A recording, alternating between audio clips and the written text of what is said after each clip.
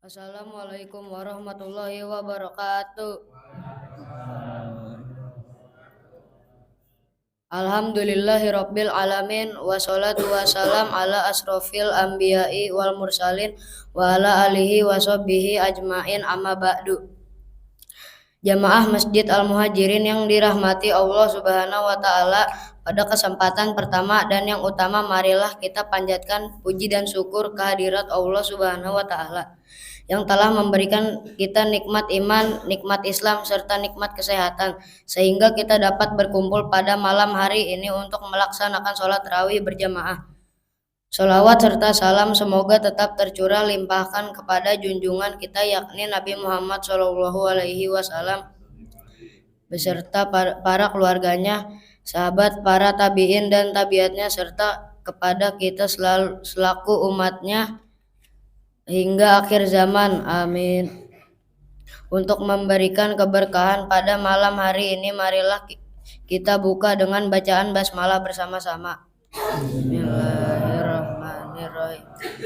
Pada malam yang penuh berkah ini, yang akan memberikan ceramah sekaligus sebagai imam sholat tarawih adalah Bapak Ustadz Abdul Hamid SPDI. Alhamdulillah beliau sudah berada di tengah-tengah kita. Untuk itu kami persilahkan kepada beliau untuk memberikan ceramah sekaligus menjadi imam sholat tarawih. Demikian disampaikan. Terima kasih atas perhatiannya dan mohon maaf apabila ada kesalahan. Wassalamualaikum warahmatullahi wabarakatuh.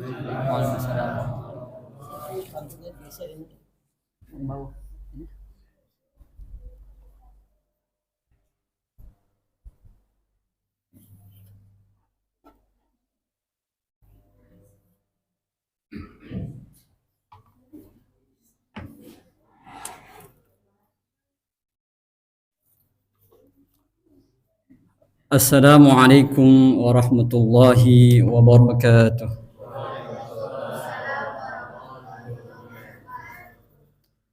Alhamdulillahirabbil alamin wa bihi nasta'inu ala umuri dunya waddin wa ala alihi wa sahbihi wa man tabi'ahum bi ihsanin ila yaumiddin, amma ba'du.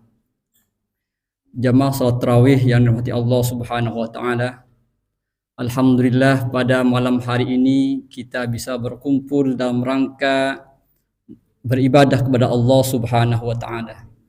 Mudah-mudahan nikmat kesehatan dan iman ini Allah Subhanahu wa taala jaga sampai akhir hayat kita.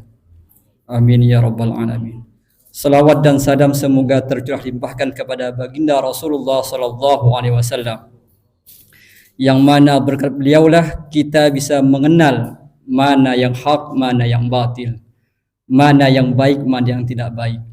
Hadirin yang dirahmati Allah Subhanahu wa taala, tema kita pada malam hari ini adalah berusaha menerapkan Islam secara kafah.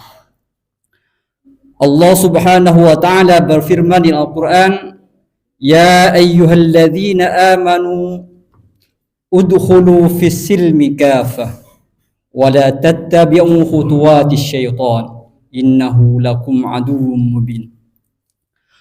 Allah Subhanahu wa taala berfirman di Al-Qur'an, "Ya ayyuhalladzina amanu," wahai orang-orang yang beriman.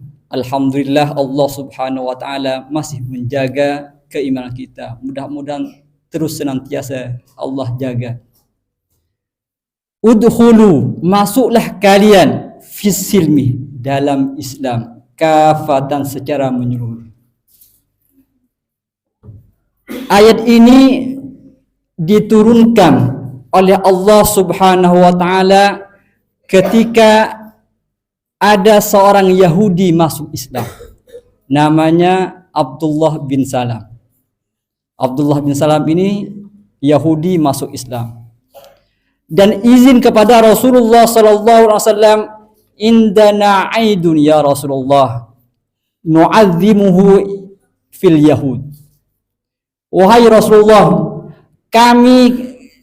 ketika kami Yahudi, kami memiliki hari raya ya Rasulullah. Hari raya hari Sabtu. Bagaimana kalau kita ketika masuk Islam kita rayakan juga wahai Rasulullah? Rasulullah Shallallahu Alaihi Wasallam tidak menjawabnya, dan akhirnya turunlah ayat ini, ya ayyuhalladzina amanu udkhulu fis silmi kafah wa la tattabi'u khutuwatis syaitan. Dan ulama menafsirkan udkhulu fis silmi kafah, masuklah kalian dalam Islam secara kafah. Bagaimana kita bisa masuk Islam secara kafah?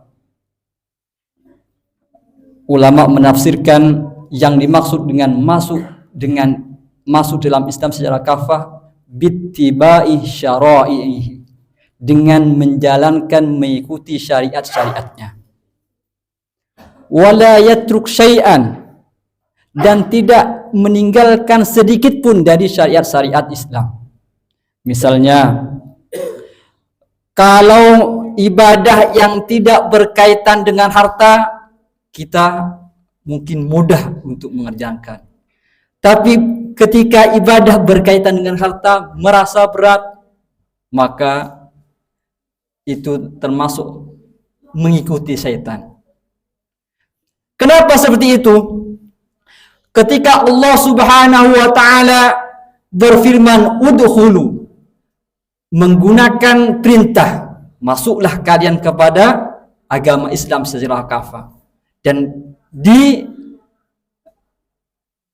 sebelum terakhir Allah Subhanahu wa taala berfirman wala tattabi'un, dan janganlah kalian mengikuti khutuwatis syaitan, jejak-jejak syaitan.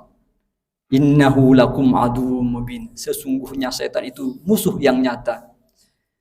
Hadirin yang Allah Subhanahu wa taala, maka dari itu Rasulullah sallallahu alaihi wasallam bersabda, la yu'minu ahadukum, tidaklah sempurna iman seseorang hatta yakuna hawahu tabi'an bima ji'tu bihi, sampai hawa nafsunya mengikuti apa yang dibawa oleh Rasulullah sallallahu alaihi wasallam. Kadang ketika kita ingin beribadah, ada bisikan setan, ngapain ibadahnya? Kemarin kan sudah ibadah. Ketika kita ada di dalam masjid, ada saja gangguan, ingat ini dan itu dan seterusnya. Bahkan sebelum masuk ke masjid, kita melupakan sesuatu ketika masuk masjid. Bahkan ketika kita takbiratul ihram, ingat apa yang kita tidak ingat sebelumnya. Maka langkah setan itu sangat cerdik sekali. Bahkan ketika kita melakukan ibadah, kadang muncul dalam diri kita sifat riya, ingin dilihat orang, ingin dipuji orang. Itu adalah langkah setan untuk menggoda kita agar ibadah kita tidak diterima oleh Allah Subhanahu wa taala. Makanya agar Islam kita kafah, bagaimana? Yang pertama, harus ketika bertentangan dengan hawa nafsu, maka ingat, kalau apa yang muncul dari hawa nafsu itu tidak baik, kecuali hawa nafsu itu mengikuti syariat Islam. Rasulullah sallallahu alaihi wasallam bersabda, min husni islamil mar'i tarkuhu ma la ya'ni. Di antara Islamnya orang itu baik atau tidak, tarkuhu ma la ya'ni, meninggalkan sesuatu yang tidak baik, yang tidak penting.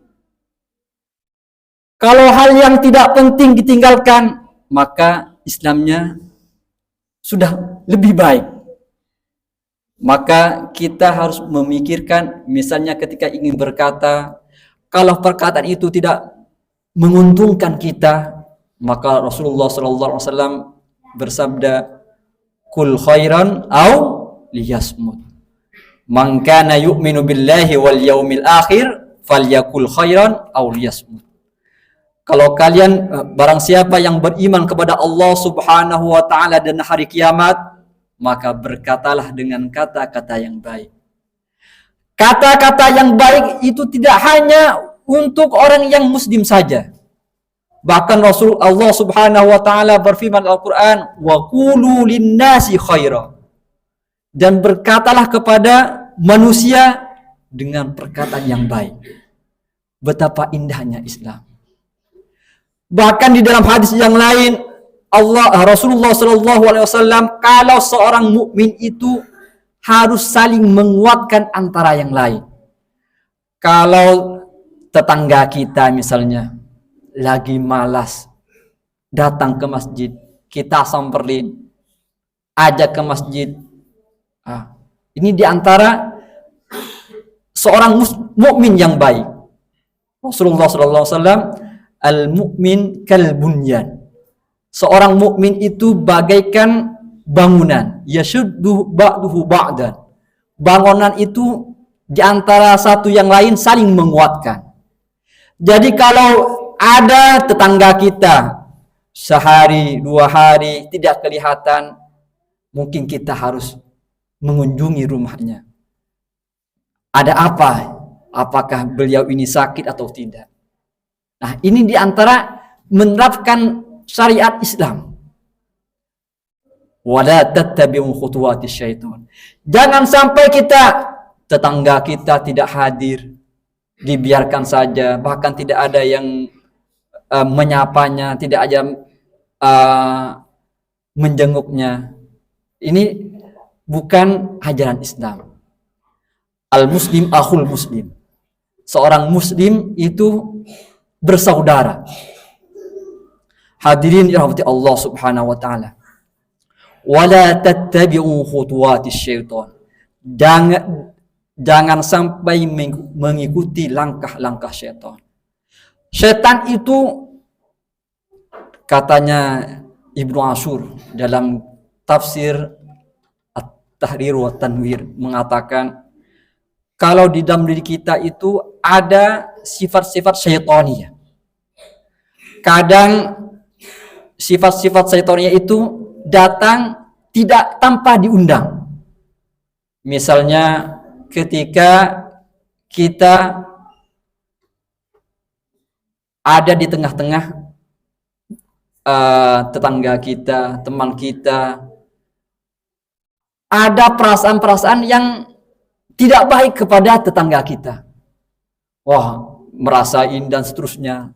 Maka sebagai seorang muslim harus mengedepankan husnuzan. Jangan sampai berburuk sangka. Kenapa? Karena buruk sangka itu adalah di antara langkah-langkah syaitan untuk menjerumuskan kita.